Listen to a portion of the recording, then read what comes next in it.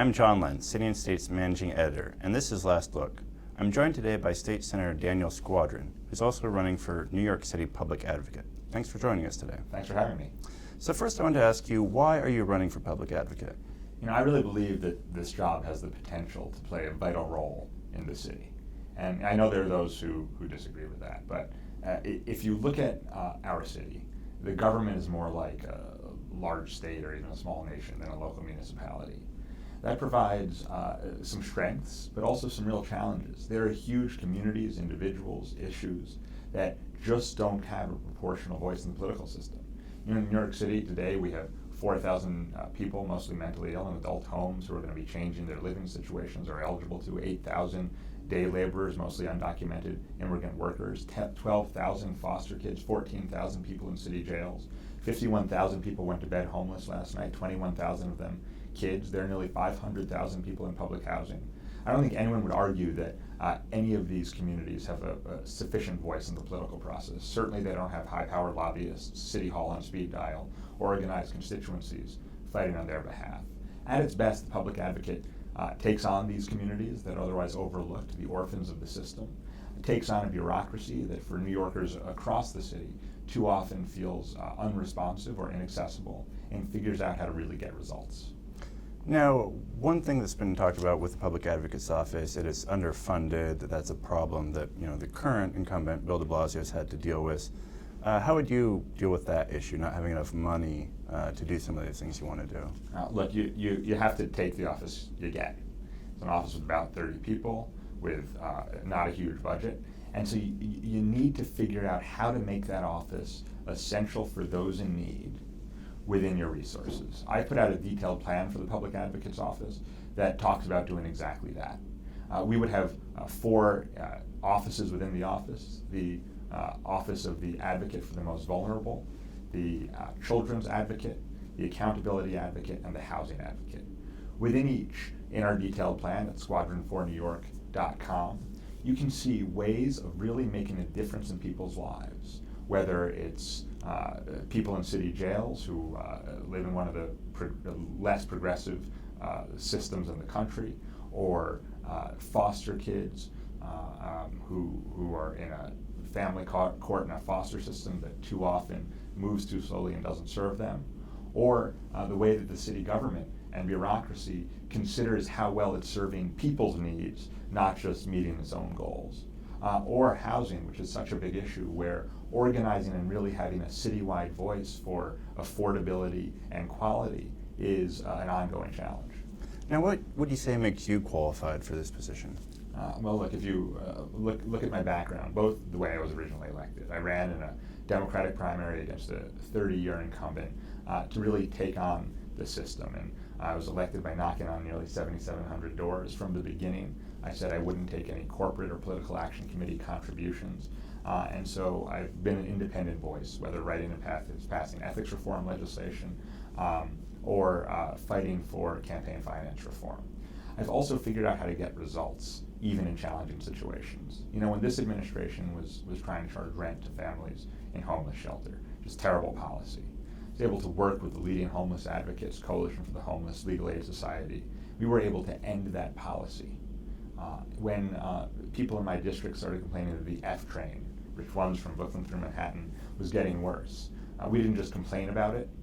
We worked with the MTA to figure out how to create a solution, something called a full line review, that's now been used on the F line, the L line, the G line, and the new head of the MTA has said they're now going to use these full line reviews we created across the system. That's how you get results that make a difference in people's lives. Now, there are several other candidates in the race. 2 leading candidates, Kathy Guerriero and Reshma Saujani, do not hold elected office. Maybe they could position themselves as outsiders in this race, whereas you've been in elected office before, you have a lot of support from the Democratic establishment. Does that hurt you anyway? I mean, do you think they could make the argument that they could come in and do a better job being outsiders? Look, I think if you look at my career, my experience, the way I was elected, the way I've served, I do have real experience rolling up my sleeves in government and figuring out how to reform it, make it more effective, and get things done. I'm the only candidate in this race who doesn't take political action committee contributions. I'm the only candidate in this race who's offered a pledge to the other candidates, saying we should not accept outside independent expenditures, those shadowy outside groups that aren't covered by the city's really great campaign finance system, and agree to a plan modeled after what Elizabeth Warren and Scott Brown agreed to in Massachusetts to make sure there's no independent expenditures in our race. No one else in this race has accepted that offer. So look, independence, the ability and willingness to stand up for those folks who don't have City Hall on speed dial, who aren't represented by the high-powered lobbyists, is what's critical in this office. And I have a record showing that that's exactly what I do. And in terms of money in the race, the Sarjani campaign has referred to as Trust Fund Dan. The James campaign has said that they're the ones with the real grassroots support. You're also leading in campaign contributions. I'm wondering if you could talk about the role of money overall in this race, and will that help you win? Look, I think it's a shame when campaigns or candidates think that sort of negative, unfounded attacks are the best way to run a race. I believe that the voters need and deserve a conversation about the issues and about a vision for an office that, as you say, folks really, I think, do need to hear about, to understand a vision for. I'm really proud of what we've done. We have thousands of contributors and supporters from around the city. We've done hundreds of house parties, people's living rooms, all across the city. And just a couple of days ago, when the Campaign Finance Board put out its first set of matching funds, we were significantly in the lead by that measure, which is really a measure of how many more people you were able to get involved at relatively low levels to be excited about the race. It's how I've always run, and I'm really proud that's how we're running this time. Now, there was a poll that came out, I believe, in June on the Public Advocates race that showed Tish James and Kathy Guerriero in the lead, like 16 and 17%. You're at 8%. Does that poll concern you at all? Look, I think we're still early, and we feel great about what we're building. We feel great about the record that we bring to the office, to the election, to the race, the vision that we've put out for the office. Again, detailed plan at Squadron4NewYork.com. And the truth is, the kind of grassroots campaigning we've been doing, I think is going to pay off with folks. The truth is, at this point, most voters in this race are still undecided. We're only 34 days out, but we've still got a long way between now and the primary. When do you think that'll really gear up? Starting this week, next week? I mean, when does it heat up? Let's ask the fourth estate. I've heard about 4 weeks out is when it really gets going. Look, I got to tell you, in terms of the work we're doing, going out there and meeting voters, continuing to build our campaign, continuing to go into people's living rooms, it's already heated up as far as I'm concerned. And so, what I'm focused on is really getting that message out there, the vision for the office, the record of independence and results that I bring to it.